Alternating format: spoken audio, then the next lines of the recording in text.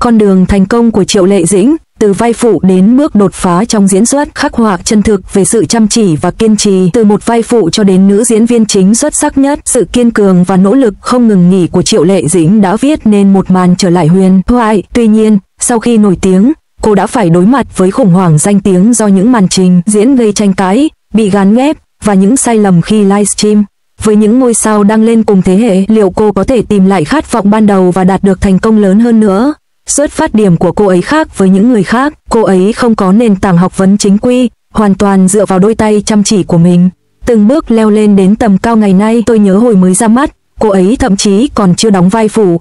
Cô ấy đã đóng rất nhiều vai phụ và vai phụ, nhiều người nói rằng cuộc đời cô ấy có lẽ sẽ như thế này. Ai mà biết được, lúc đó cô mặc quần áo bình thường, khuôn mặt xanh xao, nhưng ánh mắt lại tràn đầy sự kiên trì, giống như quyết tâm phải thành công của cô vậy. Tôi vẫn nhớ trong một chương trình tạp kỹ, Triệu Lệ Dĩnh từng nói rằng khi mới bắt đầu diễn xuất, cô ấy thậm chí còn không dám nhìn vào máy quay. Vào thời điểm đó, cô ấy ngày nào cũng dậy sớm, đi ngủ muộn và đóng vô số cảnh. Tôi đã phải thử rất nhiều lần mới tìm được cảm giác đó. Có người kể với tôi rằng cô ấy đã phải chạy đôn chạy đáo nhiều ngày để có được một vai diễn. Nhưng cô ấy rất kiên trì, bất kể cô ấy có khó khăn hay mệt mỏi đến thế nào. Bạn thấy đấy, một diễn viên như cô ấy không thể chỉ dựa vào ngoại hình được. Sau đó, cô đóng một vai nhỏ trong một vở kịch với kỹ năng thực sự của mình. Hơn nữa, để nhập vai tốt, cô thường suy ngẫm lời thoại ở nhà và thậm chí còn ghi âm lại và nghe đi nghe lại nhiều lần. Loại tinh thần kiên cường đó thực sự khiến người ta cảm thấy cô ấy không hề đơn giản.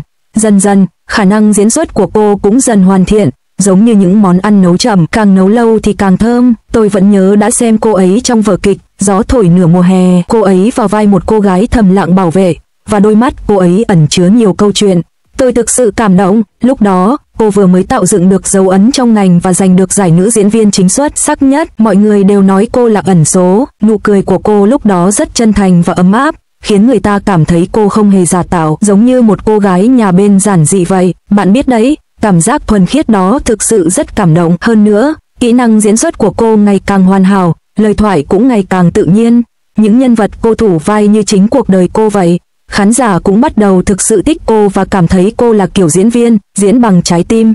Người hâm mộ của cô ấy ngày càng nhiều hơn và nhiều người nói cô ấy là bằng chứng sống cho thấy công sức bỏ ra sẽ được đền đáp. Nhưng bây giờ cô ấy có vẻ đã thay đổi một chút. Các bạn à, chúng ta cần phải nói về những thay đổi này. Tuy nhiên, nếu suy nghĩ kỹ thì thành tích của cô ấy gần đây kém hơn trước rất nhiều. Cảm giác chân thành và thẳng thắn dường như ít đi, và nó đã trở nên hơi vênh váo. Ở một khía cạnh nào đó, danh tiếng của cô trong giới đã giảm sút và mọi người đều nghĩ rằng dạo này cô hơi nổi loạn. Tôi nghĩ rằng rất khó để duy trì mục đích ban đầu của một người trong ngành giải trí. Điều quan trọng nhất là sau khi nổi tiếng, người ta sẽ trở nên bốc đồng. Hoặc năm ngoái, diễn xuất của cô ấy trong Article 20 thực sự ấn tượng. Cô ấy vào vai một cô gái câm và diễn xuất của cô ấy thật tuyệt vời.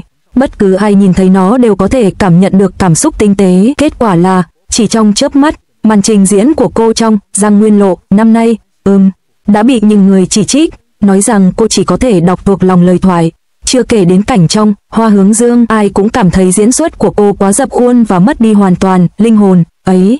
Điều đó không khiến mọi người cảm thấy thương hại sao? Một điều nữa cần đề cập đến là những phản ứng dữ dội của cô trên mạng xã hội. Một khi truyền thông vạch trần chuyện tình cảm của cô thực sự đã đáp trả bằng những lời lẽ gay gắt đó. Nó thực sự khiến mọi người cảm thấy hơi đáng sợ. Bình thường trông cô ấy rất dịu dàng, tại sao khi lên mạng xã hội cô ấy lại trở nên dữ dội thế nhỉ? Một số người cho rằng hành vi như vậy chắc chắn sẽ khiến người hâm mộ cảm thấy cô ấy không có phẩm chất cao. Tôi cảm thấy cô ấy hơi lơ lửng. Thành thật mà nói, người nổi tiếng giống như ánh đèn, họ có thể dễ dàng mất kiểm soát nếu bật quá lâu. Rốt cuộc, những nhân vật của công chúng, những nhà lãnh đạo có vẻ như toàn bộ tiểu bang của cô ấy đã thay đổi rất nhiều. Vẻ mặt tươi cười, thân thiện và tự nhiên trước đây của anh giờ đây trở nên nghiêm túc hơn một chút. Thậm chí có người còn nói trông nó hơi dữ tợn. Chưa kể đến việc phát trực tiếp, nó hoàn toàn khác với những cảnh quay thông thường. Bạn nghĩ rằng, khi những người nổi tiếng bình thường phát sóng trực tiếp, ít nhất họ cũng phải thể hiện một số cảm xúc thật và kể một số câu chuyện. Nhưng lần này cô ấy trông giống một công nhân với khuôn mặt nghiêm nghị và không có đường cong ở khóe miệng. Trong buổi phát sóng trực tiếp đó, Lý Giai Kỳ vẫn đang giúp cô kiểm soát tình hình. Nếu Lý Giai Kỳ không diễn tốt như vậy thì cảnh tượng này sẽ thực sự lạnh lẽo. Cư dân mạng cho rằng buổi phát sóng trực tiếp của cô khá đáng thất vọng và họ cảm thấy cô chỉ là một khán giả và hoàn toàn không quen thuộc với sản phẩm. Các ngôi sao, Hình ảnh công chúng rất quan trọng. Bạn không thể chỉ dựa vào khuôn mặt của mình tìm lại sự chân thành và tính chuyên nghiệp. Tôi e rằng đây cũng là một trong những lý do quan trọng khiến danh tiếng của cô ấy giảm sút trong thời gian gần đây. Bạn biết đấy, cô ấy và Phùng Thiệu Phong từng là cặp đôi, trai tài gái sắc trong giới giải trí. Ai cũng nghĩ họ rất xứng đôi. Tôi nhớ khi họ mới cưới, giới truyền thông đã nói họ giống như một cặp đôi bước ra từ truyện cổ tích. Phùng Thiệu Phong còn có ngoại hình điển hình của một nam thần, vóc dáng đẹp và da thế tốt. Hai người họ khi ở bên nhau thực sự giống như một cặp trời sinh. Mọi người đều nghĩ họ sẽ tiếp tục, nhưng ai có thể nghĩ rằng áp lực của việc quá bận rộn với công việc và phải xa nhau sẽ hãy để cảm xúc dần dần trở nên lệch lạc một chút. Cả hai đều biết rằng họ yêu nhau rất nhiều vào thời điểm đó, nhưng họ cũng cảm thấy rằng họ cần nhiều thời gian hơn để hàn gắn lại gia đình. Thật buồn là cuối cùng chúng tôi đã ly hôn. Một số người cho rằng đó là vì cả hai đều quá tập trung vào sự nghiệp, không thể tìm được sự cân bằng giữa gia đình và sự nghiệp. Suy cho cùng, những người nổi tiếng nữ trong ngành giải trí phải chịu áp lực rất lớn, hoặc là họ phải đóng phim hoặc là họ phải giao lưu. Nhưng thành thật mà nói, sau khi chia tay, cả hai chúng tôi đều không có mối quan hệ nào quá ngượng ngùng. Thay vào đó, mỗi người đều tìm thấy một hướng đi mới. Phùng Thiệu Phong hiện đang tiến triển vững chắc trong sự nghiệp, Triệu Lệ Dĩnh cũng đang nỗ lực hết mình. Bạn thấy đấy, mối quan hệ trước đây của cô ấy thực sự rất đáng tiếc. Suy cho cùng, khi nói đến các mối quan hệ, ai cũng sẽ không tránh khỏi lúc mối quan hệ của mình tan vỡ.